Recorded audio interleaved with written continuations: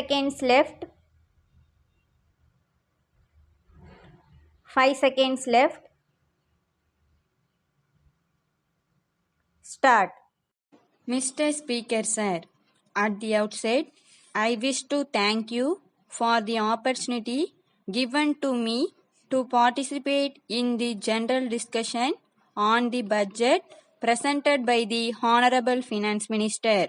I am of the opinion that it would be good to deal with the major policy of the government which should be adopted in future for the welfare of the state. So far as education is concerned, it can be divided into three fields, namely primary education, school education, and college education. It is no doubt true that there is shortage of qualified and talented teachers in all these three fields. If there is shortage of food and cloth, it can be understood. It is due to the decrease in production and also due to the forces of supply and demand. There is overall unemployment in the country, but I cannot understand why there is this shortage of talented teachers.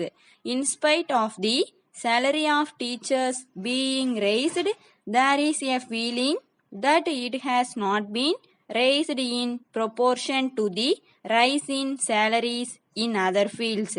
As a result, the talented men try to get employment elsewhere and they choose teaching profession as a last resort. The salary of teachers should be raised so that it compares favorably with the salaries in other fields, and as a result the teaching profession may attract the talented and efficient people. This will help to a large extent in solving the problem of shortage of qualified and talented teachers in the field of education. There is one other difficulty in the fields of education. There is no sufficient equipment by way of buildings accommodation. Some honorable members suggested that the number of students to be managed by one teacher might be increased to some extent. I think such a course will affect the quality of education imparted. On the other hand, I am of the opinion that a shift system may be introduced.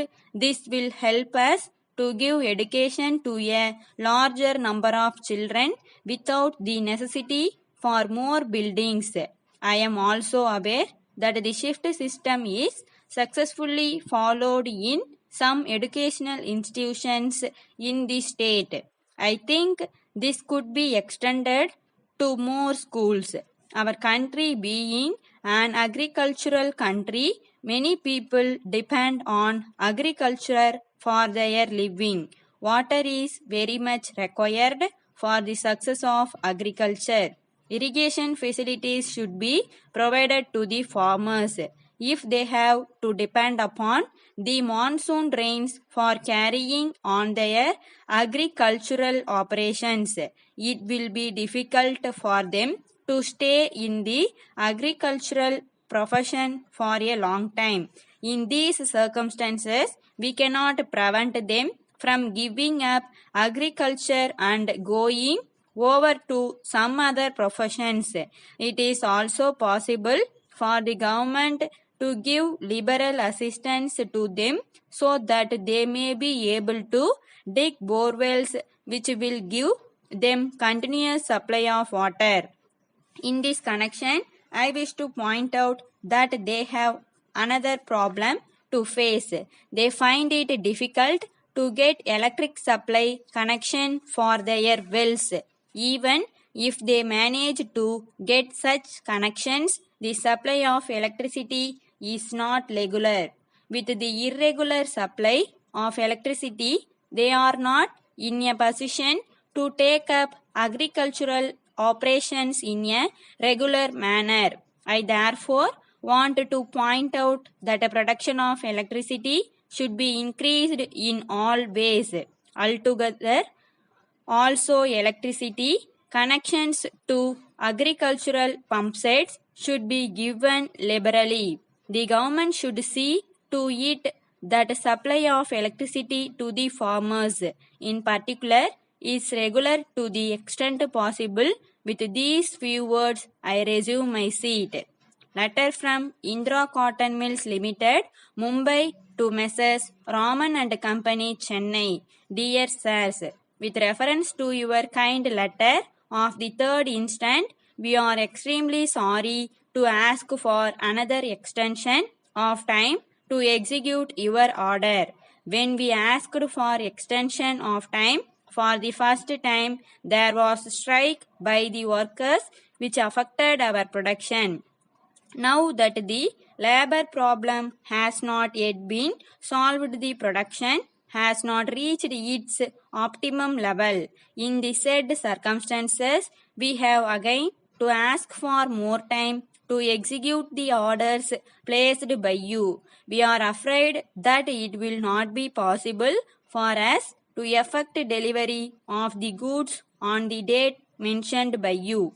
We can at the same time assure you that we will make your utmost efforts to execute your orders as early as possible. We hope you will realize that the delay in the supply of goods is due to circumstances beyond our control, and we shall very much appreciate if you can reply by return of post, giving us the additional time required. If you are in urgent need of the products within a short time, kindly inform us. We will procure the goods locally and send you the goods before the date stipulated by you in your last letter. We wish you success in your future endeavors and look forward to your early response in the matter. Yours faithfully.